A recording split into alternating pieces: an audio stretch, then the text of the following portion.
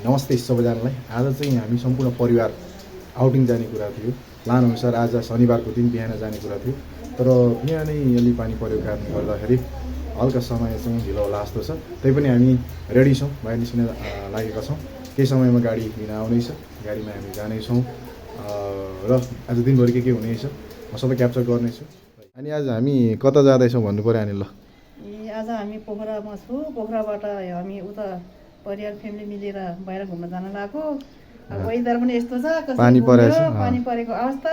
ल छेचे, आज हामी कहाँ जाँदैछौँ? रेडी पनि हुनु भएछ छेचे त? ल रेडी भइसक्यो बाबु। आज हामी परिवार सबै मिलेर मान्छे सानोसँग आज हाम्रो परिवार सबै इको भिलेज जाने तयारीमा छ बाबु। झरी पर्यो, गाह्रो हुन्छ जस्तो लाग्यो बाबु है। त्यही त, गाडी कति बेला आउने कुरा छ? गाडी आइसकेको छ बाबु, अब निस्केको। नमस्ते सबैजनालाई। आज हामी सबै परिवार मिलेर बुढ्नुको आमासँग, हाम्रो सोल्टिनीसँग हामी घुम्न जाँदैछौँ। गाडी आउँदैछ, अब पानी परेर अलिक डिस्टर्ब गर्यो, तर पनि हामी जाँदैछौँ। ल ठिक छ, ल बाई। ल बाई। नमस्ते। म भदेनी आइरहेछ, भदेनीसँग म घुम्नु जाँदैछ। अब छोरी भदेनीहरूले कता कता घुम्छ, त्यतै घुम्नु जाने भने निषेध है। भेटघाट कार्यक्रम ल बल्ल गाडी आयो, कुर्दा कुर्दा कुर्दा ल देलेसँग ल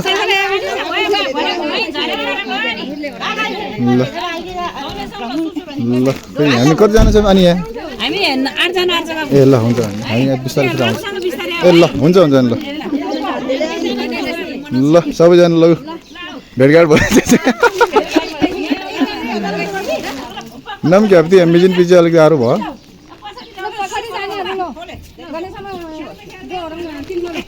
ल चढ्नु चढ्नु अनि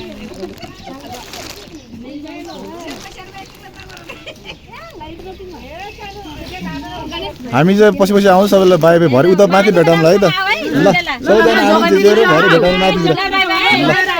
ल ल हुन्छ ल हस्। हामी ठ्याक्कै पुम्दीकोटको यो शिव मूर्तिसम्म आइपुगिसकेका छौँ।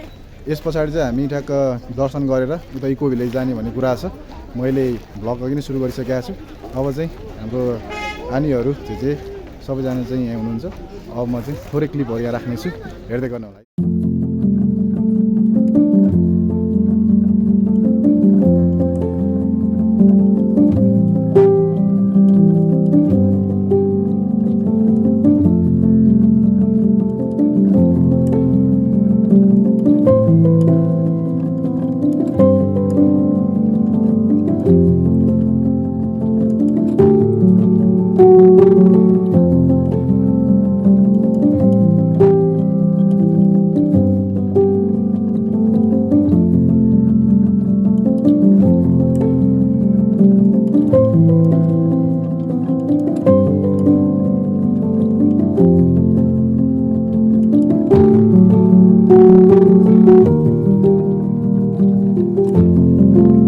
दर्शन पछाडि खाजा खाने कार्यक्रम, ल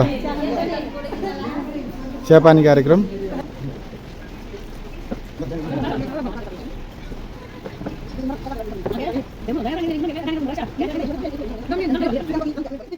ल ओके, हामी चाहिँ अहिले ठ्याक्कै शिवमूर्ति उहाँ पुम्दीकोटबाट हामी रेनबो ट्राउटतिर आउँदै गर्ने क्रममा अलिकति समय लाग्यो, तर हामी रेनबो ट्राउटमा आइपुगिसकेका छौँ। सम्पूर्ण हाम्रो परिवारजनहरू पछाडि छन्।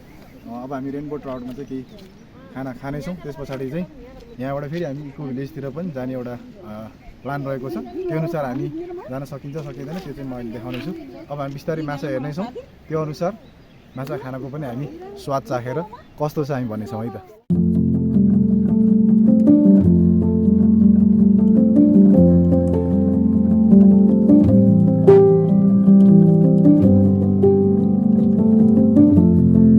रेनबो ट्राउटको यो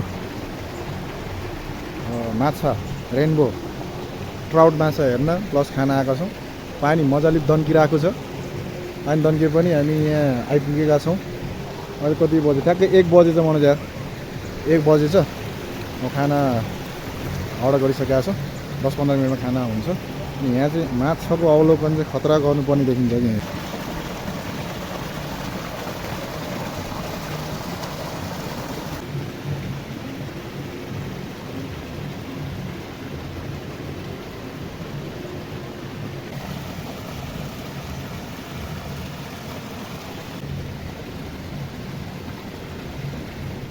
खाना आइसक्यो माछा ओ माई गॉड आमाले चाहिँ माछा सर्भ गर्दै हुनुहुन्छ माछा भात जाडोमा हैन चाहिँ झोल माछाको झोल ल यहाँ हुनुहुन्छ हाम्रो स्पोन्सर आनी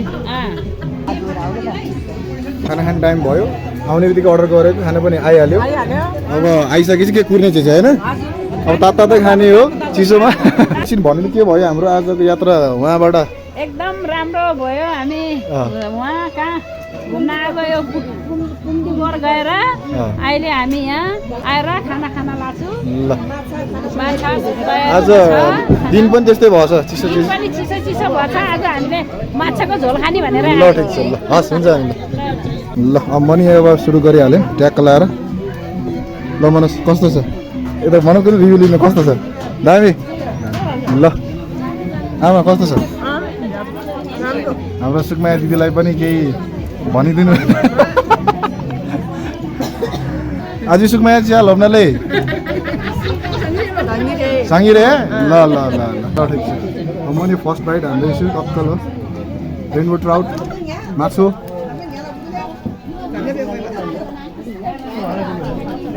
मिठो मिठो छ नि दाइ दामी है हाम्रो दाइ ल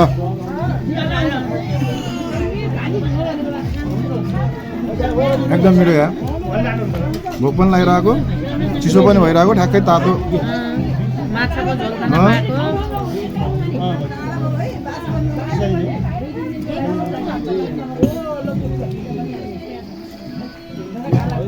Anh lạc qua tông đấy, nhìn lạc qua tông đấy.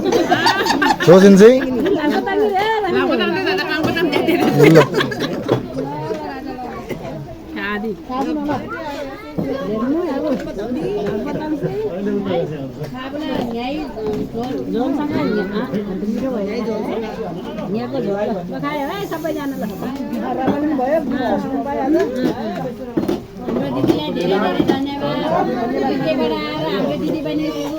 सबैलाई खाना पिना भुट्नुलाई ल्याउनु भयो धेरै धेरै धन्यवाद आज माछा खाने दिन पनि भयो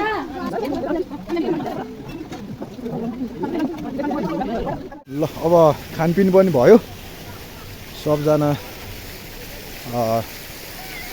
फुपू छामा बोजे भाइ सबै खानापिना भएर चाहिँ हामी अब फर्किने क्रममा छौँ रेनबो ट्राउट एकदमै रमाइलो राम्रो आजको यात्रा आजको दिन एकदमै राम्रो भयो अघि दिउँसो चाहिँ पानी परेको भएर अलिकति नराम्रो हुन्छ कि जस्तो लागेको थियो तर बवाल भयो है अब चाहिँ यस्तो यहाँ फोटोसोटो खिचेर हामी लाग्नेछौँ अनि हामी आज कहाँ छौँ अनि हामी अहिले रेनबो माछा खाना खाएर अब इको भिलेज जान तयारीमा छु इको भिलेज जाने कस्तो भयो आजको दिन एकदम रमाइलो पानी परे पनि हामी रमाइलो गरेर हिँडेछौँ हामी दिदी बहिनी आमा छोराहरू सबै नन्दाहरू अनि आजको दिन एकदम रमाइलो भयो पानी पर्दै सिमसिम ल हुन्छ अब हामी इको भिलेजतिर लाग्छौँ है त ल बाइजु ल ल अब हामी ट्याक्कै लगाएर चाहिँ रेनबो ट्राउटमा खाना खाएर माछा भात खाएर चाहिँ हामी बिस्तारै इको भिलेजतिर जाँदैछौँ त्यहाँ पनि हामी यसो गएर फोटो भिडियो गर्नेछौँ अब भात त यहीँ खाइहाल्यो अब त्यहाँ गएर अब चिया कफी के हुन्छ त्यो पनि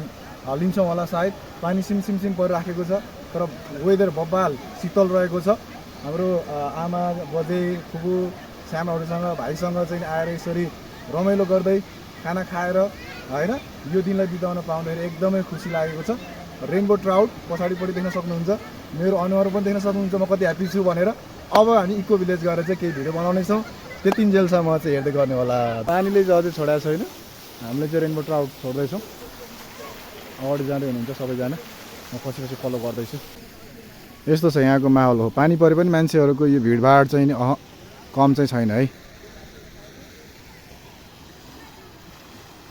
अहिले चाहिँ हामी ठ्याक्कै यहाँ इको भिलेज आइपुगेका छौँ रेनबो ट्राउटबाट 5 देखि 7 मिनटमा ठ्याक्कै आइपुगिँदो रहेछ अब माथि जान्छौँ के कस्तो छ यसो एम्बियन्सहरू वरिपरिको के छ त्यो हेर्नेछौँ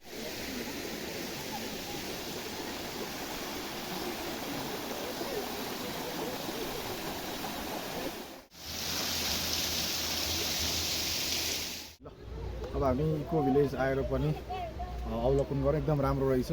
यहाँको वरिपरिको चाहिँ नि यो भ्यूदेखि लिएर भित्रको एम्बियन्सहरू यताउता सबै राम्रो छ र यहाँ आएर फोटोसोटो खिच्नको लागि भिडियो खिच्नको एकदम राम्रो छ। खानपानको पनि व्यवस्था रहेको छ। सब ग्रुपमा आए पनि सिङ्गल आए पनि डबल आए पनि जे भए पनि व्यवस्था रहेको छ। पार्किङको एकदम राम्रो व्यवस्था छ। सँगसँगै चाहिँ नि माछा साछा मासु यताउता सबै कुरा चाहिँ व्यवस्थित रहेको छ। अब हामी घुमेर चाहिँ अब फेरि फर्किने क्रममा छौँ। अब एकछिनमा हामी घर पनि पुग्छ होला। त्यस कारणले गर्दा भिडियो भ्लग चाहिँ यहाँसम्म हुनेछ। त्यसको लागि हेरिदिनु भएकोमा धेरै धेरै धन्यवाद।